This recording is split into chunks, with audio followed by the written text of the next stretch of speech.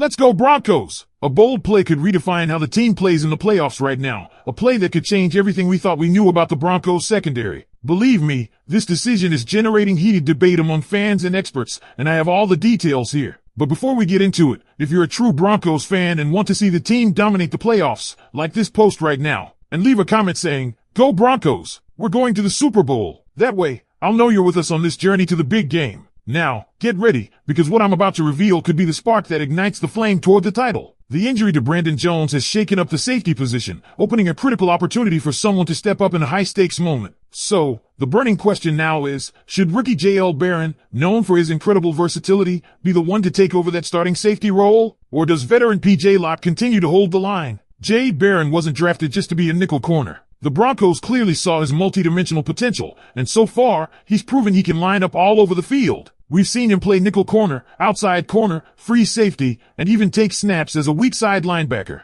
That's rare, and The Athletic described his role as something truly unique, a defensive back acting like a linebacker, showing up anywhere Payton wants to use him, whether in run support, covering tight ends, or even shadowing speedy receivers. Barron's confidence is palpable. This isn't just a young guy figuring things out. He already carries himself like a first-round pick. Through the season, Barron's been asked to just go out there and make plays. His stats so far? 26 tackles, 4 passes defended, 1 interception, and a coverage grade that hovers around 53. That number might not pop off the page, but context is key. He's mostly covering tight ends and playing out of the slot. He's been excellent in that niche, and now it may be time to expand that role even further. If the Broncos were to reshuffle the defensive backfield to make room for Barron at safety, the move makes sense. Pat Surtain II and Riley Moss have the outside corner spots locked down. Jaquan McMillian is holding it down in the nickel role with one of the strongest seasons of his career, and McMillian and Barron have clearly made each other better. Iron sharpens iron. Sliding McMillian into the primary nickel spot would free up Barron to play more safety snaps without losing ground in coverage. That's where the beauty of Vance Joseph's defense really shines. The guy is a master of disguise, literally. His blitz packages and pre-snap looks can confuse even the most experienced quarterbacks. He'll show 7 at the line,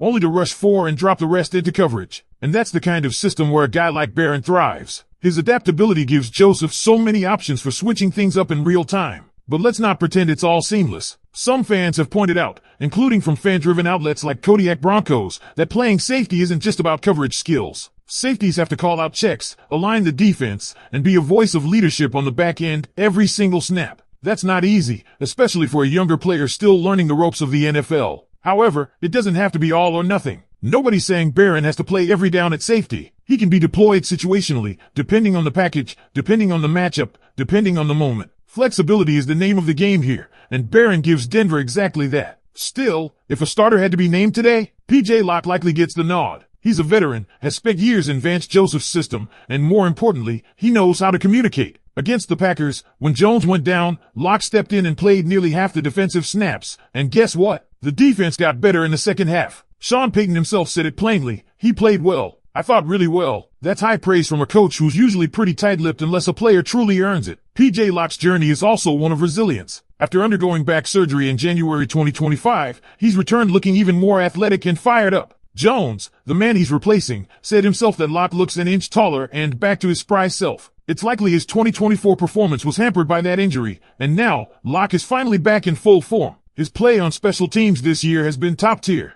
A 62.9 PFF grade on special teams is no joke, and he's been suiting up for 13 of 14 games this season. Even if Locke doesn't end up holding down the job, Denver still has impressive depth behind him. J.L. Skinner and Devin Key, both known for their impact on special teams, are waiting in the wings. Fun fact, between P.J. Locke and Devin Key, Denver has a literal Locke and Key duo at safety. That's just too perfect. But this depth is exactly what Denver built toward. The front office went all in on bolstering the defense this offseason through the draft and free agency. This team isn't just preparing for the playoffs, they're aiming for something bigger. And to get there, they need pieces that can rotate in without a drop-off in production. These final 3 games are make or break, not just for the Broncos, but for P.J. Locke's future and maybe even J. Barron's long-term role. To secure the number 1 seed in the AFC, Denver just needs to win out. That's it. No more scenarios. No more math. Just take care of business. All right, let's keep it going. If the Broncos do start giving Jade Barron more reps at safety, what kind of impact could that actually have on the rest of the defense, and more importantly, on the outcome of these final games leading into the playoffs? First, let's talk personnel flexibility. One of the things that's become crystal clear this season is that Denver's coaching staff values defenders who can do more than one thing. It's not just about who's the best pure tackler or best man-to-man guy. It's about who gives Vance Joseph the most options. Barron is a matchup weapon. He allows the Broncos to shift seamlessly between nickel, dime, and quarters packages without needing to substitute,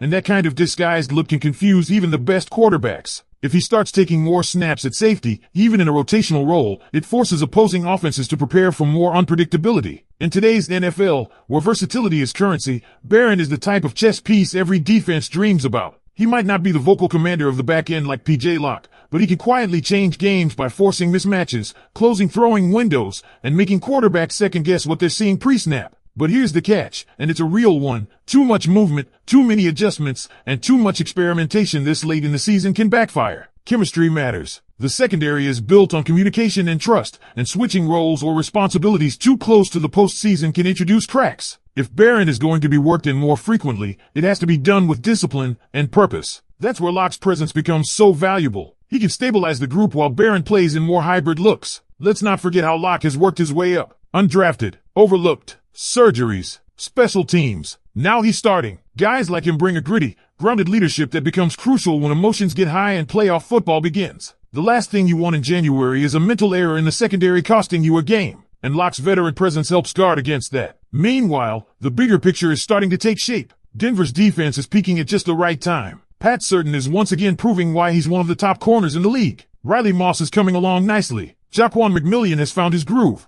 and now Barron is being unleashed more creatively. This is what championship defenses look like, not just stars, but layers of talent, each contributing in their own way. It's also worth noting just how aggressive the Broncos were this offseason in building this unit. The depth isn't accidental. They went after it. This was the vision, that if injuries happened, and they always do, the drop-off in talent and production would be minimal. Right now, they're living that vision. The next 3 games are critical. Gardner Minshew and the Colts are up next, but he's dealing with a broken hand. After that, it's Justin Herbert and a Chargers team that's limping toward the finish line. If there was ever a stretch of games to test out a new defensive wrinkle, this is it. You want Barron ready, fully ready, if he's going to be a significant part of the playoff plan. These games are his audition, and if he passes, it changes how Denver can attack offenses in the postseason. And hey, don't sleep on J.L. Skinner or Devin Key either. Their names might not be trending yet, but they've both impressed on special teams. If P.J. Locke falters, if Barron can't handle more volume, these guys are in line. Again, this is what separates real contenders from hopeful ones, having not just starters, but true depth. Ultimately, Sean Payton and Vance Joseph have a good problem on their hands, multiple talented players who can play safety. P.J. Locke is the steady hand. Jade Barron is the wild card. Skinner and Key are waiting for their shot. No matter what, the Broncos won't be caught unprepared.